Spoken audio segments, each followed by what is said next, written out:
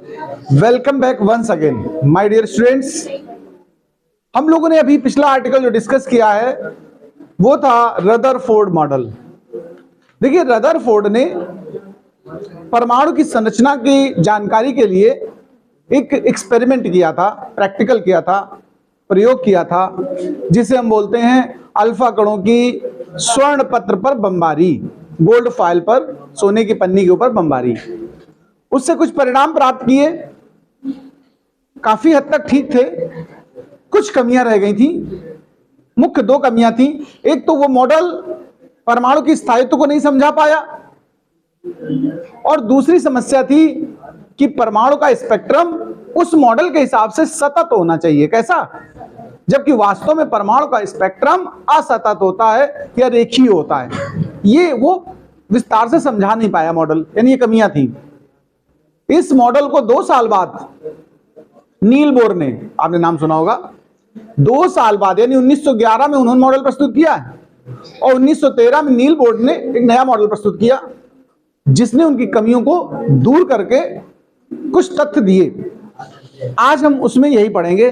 तो चलिए नाम डालें, बोहर का परमाणु मॉडल, बोर्स एटॉमिक मॉडल। ठीक है, हम सबसे पहले कहेंगे यहां पर कि रदरफोर्ड के मॉडल में आई कमियों को दूर करते हुए 1913 में नील बोर ने निम्न 3 तथ्यों के साथ एक नया मॉडल प्रस्तुत किया। यह बात तो सबसे पहले लिखनी है, तो चलिए लिखिए भैया। रदरफोर्ड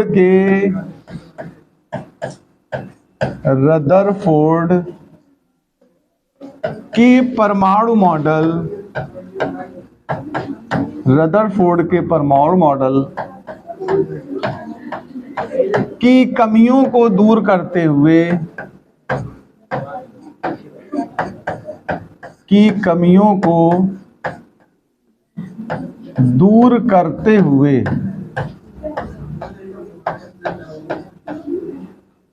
नील बोर ने, आप बोर भी लिख सकते हो, बोहर भी लिख सकते हो, ठीक है। नील बोर ने 1913 ईस्वी में एक नया मॉडल प्रस्तुत किया,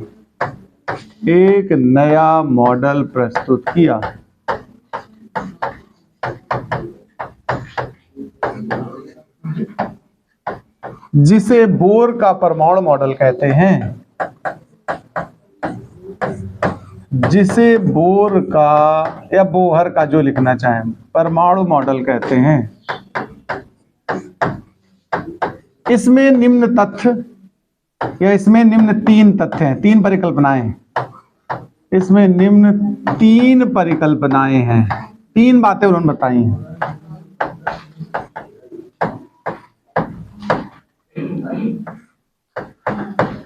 देखो कौन कौन सी परिकल्पना है, चलो एक एक बात उठाते हैं।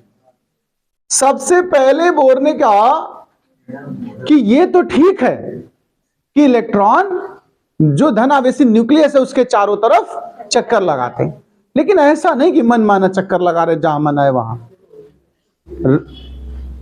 नील बोर ने कहा कि केवल उन्हीं निश्चित कक्षाओं में चक्कर लगाते हैं जिनका कोणीय संवेग, ध्यान रखिएगा, इंटीग्रल मल्टीपल ऑफ h/2 है, h/2 पाई है। इंटीग्रल मतलब पूर्णांक, पूर्ण गुणज है h/2 पाई का। मेरी बात को सुनिए, लिखना बाद में, पहले सुनिए, मैं सूत्र बताता हूं। इन्होंने कहा जो कोणीय संवेग होता है, अभी इसको लिखना नहीं क्योंकि ऊपर हम कुछ बात लिखेंगे।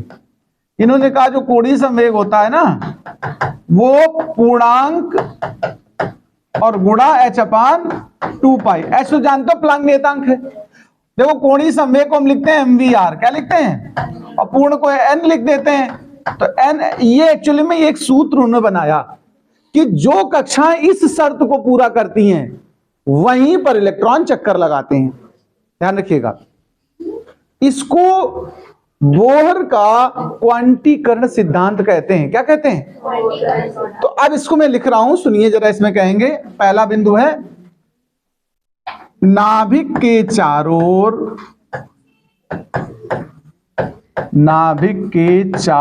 ओर इलेक्ट्रॉन कुछ निश्चित स्थायी कक्षाओं में, कुछ निश्चित स्थायी कक्षाओं में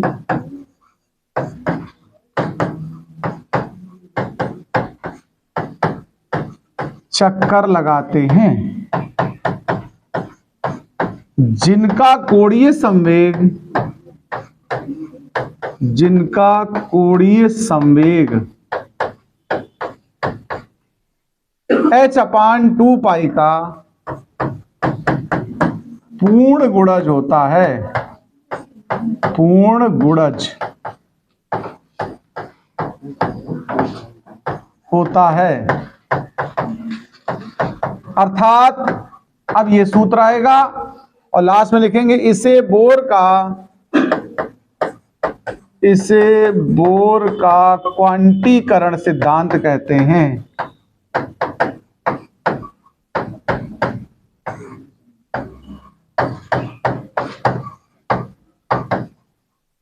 सिद्धांत कहते हैं। एक और खास बात, ये जो n है ना, यहां n ध्यान रखिएगा, पूर्णांक बोला मैंने, ये प्रिंसिपल क्वांटम नंबर को बताता है। पढ़ा होगा आपने, क्वांटम संख्या पढ़ी है, मुख्य क्वांटम संख्या होती है। n को क्या बोलते हैं? यहां n जो है वो मुख्य क्वांटम संख्या है। ये पहला बिंदु नोट करें आप लोग।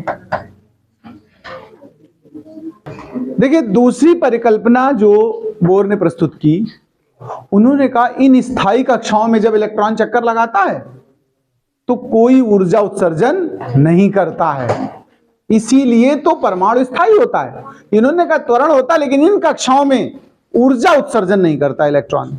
तो दूसरी परिकल्पना ये लिखनी है, लिखिए स्थायी कक्षाओं में, स्थायी कक्षाओं में परिक्रमण करते समय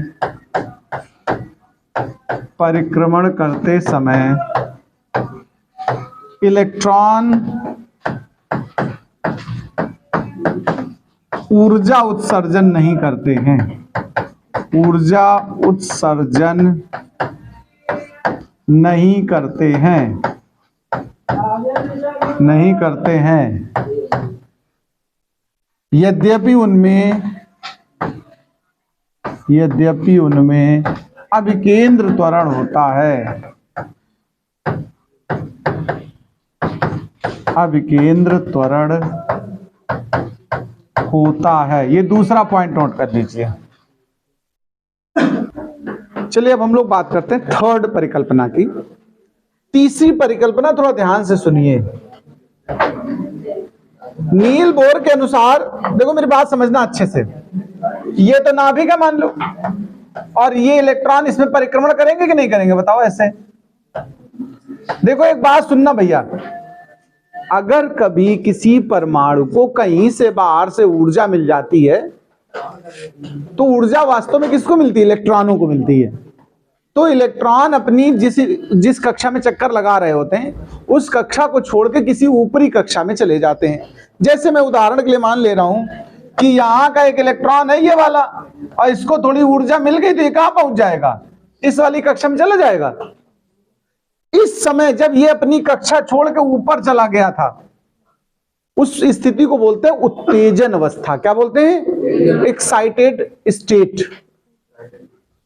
लेकिन ये हमेशा नहीं रहती कि बस वहीं बैठा रहे। यहां 10⁻⁻8 सेकेंड बाद ये अपने आप नीचे कूदेगा, अपने आप। और जब नीचे ये कूदेगा, ध्यान देना, वापस बैक, तो बदले सहित जितनी ऊर्जा ग्रहण की थी उसने, उस ऊर्जा को निकाल देगा। वो ऊर्जा विद्युत चुंबकीय तरंग या फोटॉन के रूप में निकल जाती है बाहर, और ये अपनी पुरानी अवस्था में लौट आता है। बात समझना जरा। मान लो पहली कक्षा जो छोटी वाली थी, इसकी ऊर्जा E1 है, और जो बड़ी वाली ये कक्षा है ऊपर वाली, उसकी ऊर्जा E2 है। तो दोनों ऊर्जाओं का अंतर अगर हम चेक करें, ध्यान देना जरा, तो हम क्या कहेंगे? इसको E2 - E1 कहेंगे कि नहीं कहेंगे? यानी जो परमाणु उत्तेजित अवस्था से नीचे आ रहा है, यानी इलेक्ट्रॉन उतर रहा, अगर तो उतरते समय वो कितनी ऊर्जा निकालेगा? जितना इन दोनों के बीच का अंतर है। भाई नीचे मान लो 10 जूल वाली कक्षा है, ऊपर 15 जूल वाली, तो जब उसको 5 जूल कहीं से मिली बाहर से, तो वो 10 से उचक करके कहां चला गया, 15 वाले में। लेकिन वहां रुकेगा नहीं, वो स्थायी कक्षा नहीं है उसकी। जरा सी देर बाद वो सोचेगा अरे हम दूसरे घर में बैठे हैं, चलो वापस अपने घर। तो जितनी ऊर्जा लेके गया था उतनी निकाल देगा, अपने आप अपनी एक पुरानी स्थिति में आ जाएगा। तो वो उतनी ही अंतर के बराबर ऊर्जा का एक फोटॉन निकालता है। फोटॉन विद्युत चुंबकीय तरंग के पार्ट होते हैं एक तरह से। तो हम ये कहेंगे कि जो ऊर्जा निकलेगी उसका अंतर कितना होगा, E2 - E1।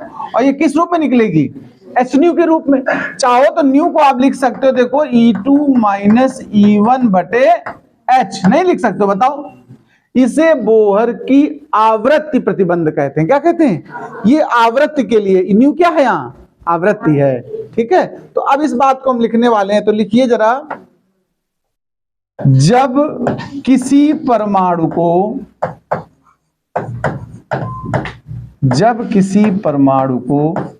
बाहर से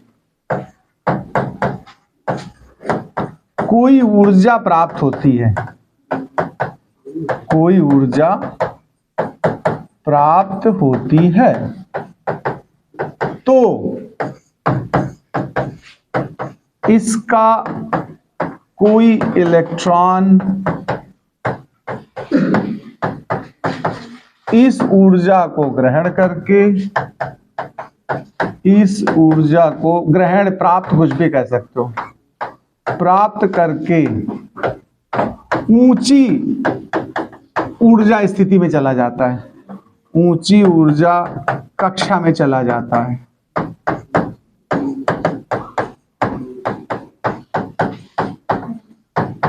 इस स्थिति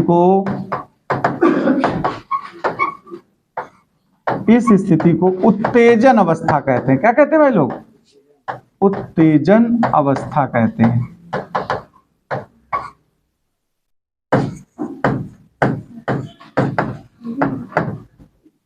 किंतु कितने समय बाद वापस आना है, 10⁻⁻8 सेकेंड बाद यह इलेक्ट्रॉन स्वतः अपनी मूल कक्षा में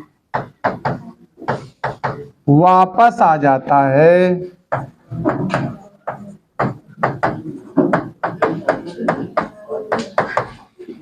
तथा दोनों कक्षाओं के अंतर के बराबर, तथा दोनों कक्षाओं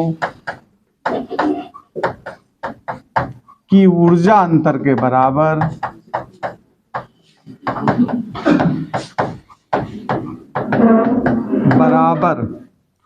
ऊर्जा का फोटॉन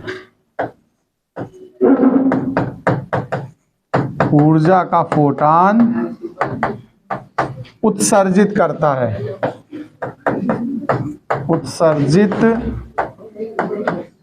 है,